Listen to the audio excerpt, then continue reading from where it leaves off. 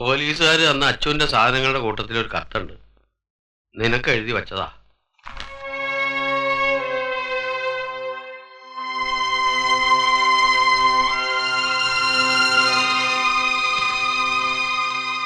സേതുമാധവന് എല്ലാ ഭാരവും നിന്നെ ഏൽപ്പിക്കുന്നു.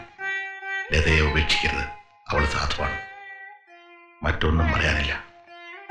ജീവിതത്തിൽ ഞാൻ കരഞ്ഞിട്ടുള്ളത് നിന്നെ ഓർത്ത് മാത്രമാണ്. അച്യുതൻ നായർ. അവൻ എന്തിനു ചെയ്തു എന്നാ എനിക്ക് മനസ്സിലാവാത്തത്. ഉരുകി ഉരുകി സഹിക്കാൻ പറ്റാതായിട്ടുണ്ടാവും. നേരത്തെ അവന്റെ മനസ്സിലുണ്ടായിരുന്നു എന്തൊക്കെയോ. കഴിഞ്ഞ ആഴ്ച പെട്ടെന്നൊരു ദിവസം വീട്ടിലേക്ക് വന്നു. കൃഷ്ണേട്ടാ നമുക്കൊന്ന് കൂടണമെന്ന് പറഞ്ഞു. അവൻ തന്നെ അരക്കൊപ്പി വാങ്ങിക്കൊണ്ടുവന്നു. ഞങ്ങൾ കഴിച്ചു. അങ്ങനെ ഞങ്ങളൊന്ന് കൂടിയിട്ട് 5-8 കൊല്ലായി. ഒരുപാട് കാര്യങ്ങൾ പറഞ്ഞു. അമ്മുവിന്റെ സൂക്കേടിന്റെ കാര്യം, ഒരു ചെറിയ ഓപ്പറേഷൻ നടത്തിയ ഭേദാവുന്ന ഡോക്ടർമാർ പറഞ്ഞു അത്രേ. രമേശന്റെ പഠിപ്പ്, ലതയുടെ കല്യാണം, അംബികയുടെ കാര്യം, അങ്ങനെ ഒരുപാട് കാര്യങ്ങൾ. നിന്റെ കാര്യം പറഞ്ഞു തുടങ്ങിയത് ദേഷ്യത്തിലാ. പക്ഷെ പറഞ്ഞു പറഞ്ഞ് കൊച്ചു കുട്ടികളെ പോലെ തേങ്ങി തേങ്ങി കരഞ്ഞു.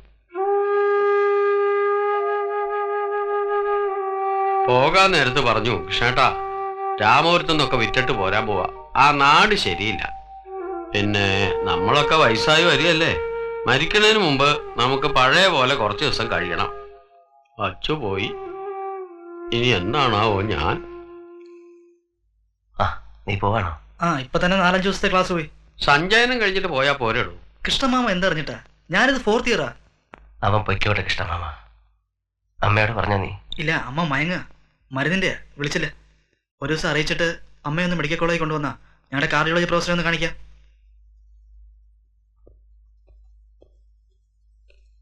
ചേട്ടാ ഒരു മിനിറ്റ്.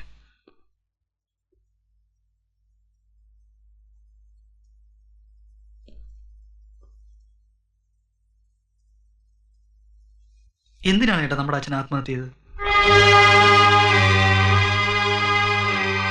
ഞാൻ എല്ലാവരോടും ചോദിച്ചു, ആർക്കും അറിയില്ല.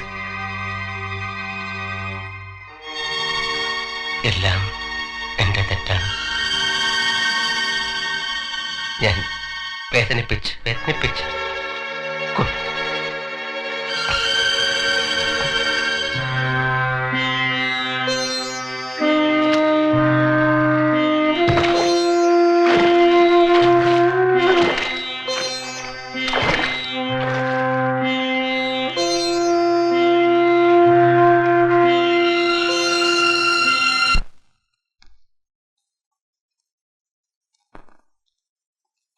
അരി സഞ്ജയായിട്ട് വരണ കാണുമ്പോ ആ പഴയ രൂപ തോന്നണ അമ്മായിക്ക്. പഴയ രൂപത്തിൽ അവനെ ഒന്ന് കണ്ടിട്ട് മരിക്കാൻ പറ്റുമോടിന്ന് എന്നോട് ഇടയ്ക്കിടയ്ക്ക് ചോദിക്കും. ഇനി പറയാനും വഴക്ക് കൂടാനും ആരാടാ ഉള്ളത്? അമ്മയ്ക്ക് കരഞ്ഞു തീർക്കാം. ഞാനോ അമ്മേ? കാപ്പി ഇത് കുടിക്കാമേ. അവൾക്ക് വലിയ വിഷമം. സേതുമാവൻ ഇത്ര ദിവസമായിട്ട് അവളോട് മിണ്ടിയില്ലാന്ന്. ദേവിയുടെ തനി സ്വഭാവ.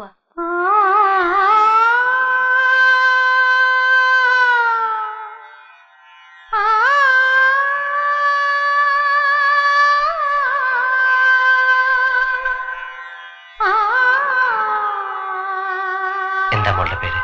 ശ്രീലക്ഷ്മി.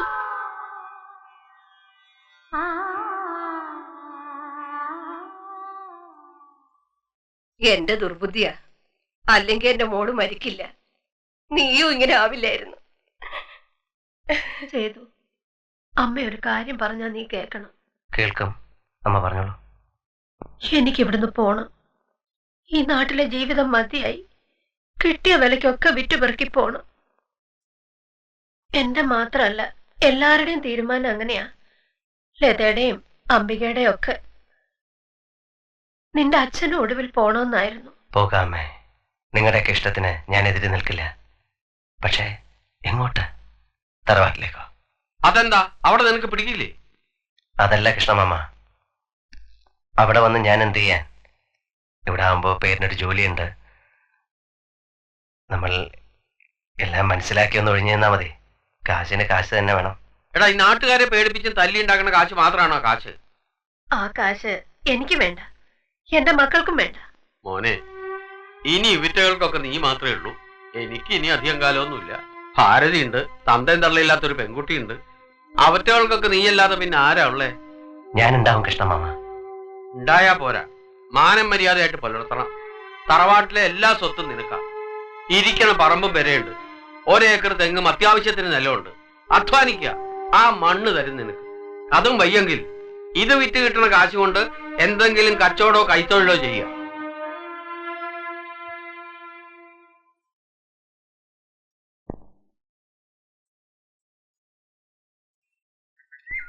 യാത്ര പറയാൻ വന്നതാണ്. ഞങ്ങൾ ഇവിടെ വിട്ടു പോവുകയാണ് നാട്ടിലേക്ക്. വരരുത് എന്ന് വിലക്കിയിട്ടുണ്ടെങ്കിലും പറയാതെ പോകാൻ തോന്നിയില്ല. കേറിയിരിക്കാം. വേണ്ട. അച്ഛൻ മരിച്ചത് അറിഞ്ഞിരുന്നു. പരമേശ്വരൻ പറഞ്ഞു. അതുകൊണ്ട് ഇനി വീട് വിട്ട് നിൽക്കാൻ പറ്റില്ല. അമ്മയും തീരെ സുഖമില്ലാണ്ടിരിക്കുക. അപ്പോ ഇവിടുത്തെ ജോലി കളയാ? അതെ, അതിൽ നിന്നാ ചിലപ്പോ മനുഷ്യരെ ഇനിയും കൊല്ലേണ്ടി വരും. എന്നാലും പണം ഉണ്ടാക്കായിരുന്നില്ലേ? പരിഹസിക്കുകയാണല്ലേ? പോട്ടെ, വല്ലപ്പോഴും വരുമ്പോ വരാം. എന്നോട് വിരോധമൊന്നും തോന്നണ്ട. എനിക്ക് നിങ്ങളോട് ദേഷ്യമൊന്നുമില്ല. ചെകുത്താനും കടലിനും ഇടയിൽ ജീവിക്കണ ഒരു അമ്മയാണ്. ഒന്നും പറയണ്ട, എനിക്ക് മനസ്സിലാകും. പോട്ടെ.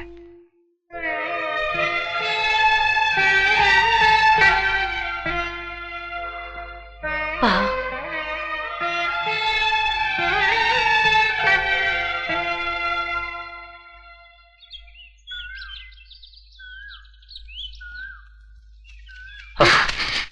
പേടിപ്പിച്ചു കളഞ്ഞല്ലോ.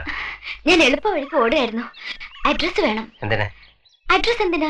വേണ്ട, ഞാൻ ഇടയ്ക്ക് വന്ന് കണ്ടോളാം. അമ്മ അറിഞ്ഞാൽ തെറ്റിദ്ധരിക്കും. അമ്മയോട് പറഞ്ഞിട്ടാ ഞാൻ വന്നത്.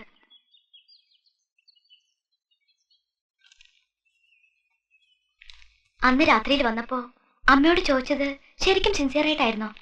എന്ത്? കല്യാണം കഴിച്ചോട്ടെ എന്ന്. ഓ, അതോ? കള്ളുകുടിച്ച് വെളിവില്ലാതെ പറഞ്ഞാണെന്ന് തോന്നിയോ? ഇല്ല, എനിക്ക് സിൻസിയർ ആയിട്ട് തന്നെ തോന്നിയത്.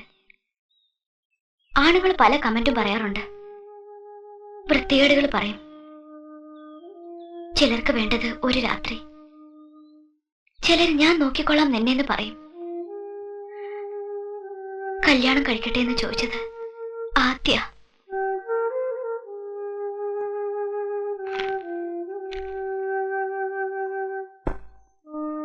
ഇപ്പൊ അവിടുന്ന് പോന്നപ്പോ അമ്മ എന്താണ് പറഞ്ഞതെന്നറിയോ? ഇപ്പോഴാണ് അയാളത് ചോദിച്ചിരുന്നെങ്കിൽ ഞാൻ സമ്മതിക്കായിരുന്നെന്ന്.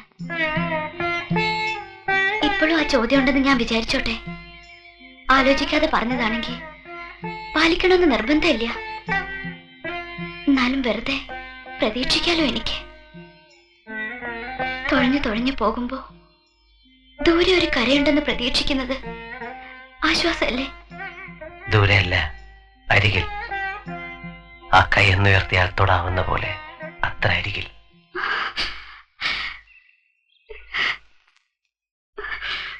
ഇനി ഈ വേഷം കെട്ടാൻ എന്നെ നിർബന്ധിക്കരുത്. ഞാൻ ആരുടെയും മുമ്പിൽ വരാൻ പോണില്ല. ഞാൻ എത്ര പ്രാവശ്യം പറഞ്ഞു എനിക്ക് കല്യാണം വേണ്ട. കാരണം മറ്റുള്ളവർക്ക് ആർക്കും അറിയില്ലായിരിക്കാം. ഏട്ടന് പറഞ്ഞ് ബോധ്യപ്പെടുത്തേണ്ട കാര്യമില്ലല്ലോ. പൊട്ടിപ്പോയതൊക്കെ ഏച്ചു കെട്ടി വരികയാണ് ഏട്ടൻ. രമണേട്ടനെ കണ്ട് സംസാരിക്കാൻ കൃഷ്ണമാമ പോകാനിരിക്കുക.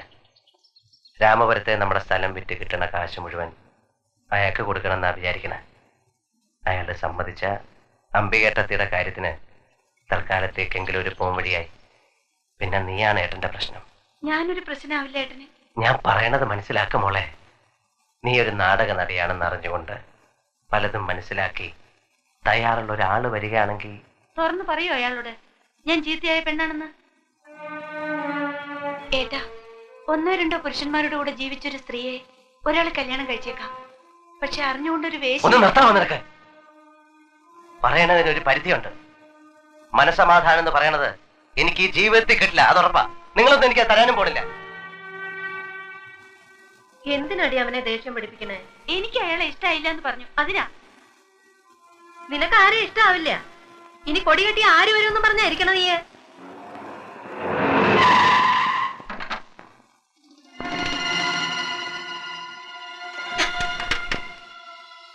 ആരാ? എന്താ വേണ്ടേ?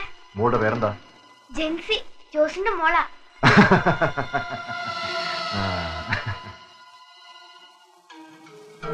കാറിൽ ആരടി വന്നത്? കരടിയെ പോലെ ഒരു മനുഷ്യൻ. അയ്യോ, ആന്റണി ഇളയപ്പൻ. എടി ജെൻസി, ഇത് നമ്മുടെ ഇളയപ്പനാ. കണ്ണൂര് ജയിലിലുണ്ടെന്ന് പറയാറുള്ള ഇളയപ്പൻ. അങ്ങനെ എന്റെ ജോസൂട്ടിനെ പട്ടിയെ പോലെ തല്ലിക്കൊന്നിട്ടേക്കണ കാഴ്ച അപ്പം കണ്ടടാ.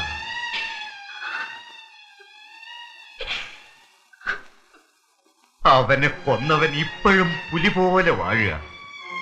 അത് ചോദിക്കാൻ ഈ കുടുംബത്തിൽ ആണുങ്ങളില്ലാണ്ടായി. എല്ലാവർക്കും സ്വത്തും പണവും മതി. ജോസേട്ടന്റെ ചോരയ്ക്ക് പകരം ചോദിക്കാൻ ചുണയില്ലാത്തൊരു ജോസേട്ടൻ ഉണ്ടാക്കിയ സ്വത്തുക്കളും അനുഭവിക്കണ്ട. ഇറങ്ങിക്കോട്ടെ ഇവിടുന്ന്. ആന്റപ്പ, അത് പറയരുത്. നിന്റെ അരിയന്മാരും ഏട്ടനും രാമപുരത്ത് അങ്ങാടി കിടന്ന് അയാളുടെ തല്ലുകൊണ്ടത് വേറൊന്നിനുമല്ല. ജീവൻ കിട്ടിയത് ഭാഗ്യം. അതിനാണത്തും വേണോടി. ജോസ് ഉണ്ടാക്കിയ ഒരു പെരയും പറമ്പും ആ തേവടിശയും മക്കളും അനുഭവിക്കല്ലേ. അതൊന്ന് ഒഴിപ്പിച്ചെടുക്കാൻ പോലും പറ്റിയോടി ഇവർക്ക്. ദേ വരനുണ്ട് കീരിക്കാടൻ പൂച്ചകള്. ആന്റപ്പ, ഇതിന്റെ പേര് കുടുംബത്ത് വഴക്കും വെക്കാനും ഉണ്ടാക്കണ്ട. ഞാനും എന്റെ മക്കളും ഇവിടെ ഒതുങ്ങിക്കഴിഞ്ഞോളാം. ചേട്ടത്തി മിണ്ടാണ്ടിരുന്നാ മതി. അന്റപ്പാ, എത്ര നാളായിടാ കണ്ടിട്ട്? നീ കാലാവധി കഴിഞ്ഞു പോന്നതാ? നമ്മളൊക്കെ ഈ തന്തയ്ക്ക് ഉണ്ടായതാണോ ചേട്ടാ? നീ എന്താ അങ്ങനെ ചോദിച്ചേ? ആണെങ്കിൽ ആ നിറം കാണിക്കണം. ഈരിക്കാളന്മാരുടെ മാനം കെടുത്തിയില്ലേ? പോയി ചത്തൂടെ നിങ്ങൾക്കൊക്കെ. ആന്റേട്ടൻ വിചാരിക്കണ പോലെയല്ല. ഓടാ എടാ, നിന്റെ എന്റെ ഏട്ടന്റെ ഒക്കെ ഈ തടി ജോസേട്ടൻ ചോരയും വേർപ്പും കൊടുത്തുണ്ടാക്കി തന്നതാ. ജോസേട്ടന്റെ ആത്മാവ് പൊറുക്കും നമ്മളോട്. 11 വർഷം ഇരുമ്പഴിക്കുള്ളിൽ കിടന്നു വന്നവനായി ഈ ആന്റപ്പൻ. ജോസേട്ടന് വേണ്ടി ഇനിയും എത്ര വർഷം കിടക്കാനും ഞാൻ തയ്യാറാണ്. കീരിക്കാടൻ ജോസിന്റെ ചോരയ്ക്ക് ചോര കണക്ക് പറഞ്ഞ് ഞാൻ വീട്ടും. നീയാടാ അപ്പന്റെ മോൻ. അവന്റെ ചോര പറ്റിയ കൈകൊണ്ട് ഒരു പിടി ചോറ് വാരി തരണോടാ അപ്പന്.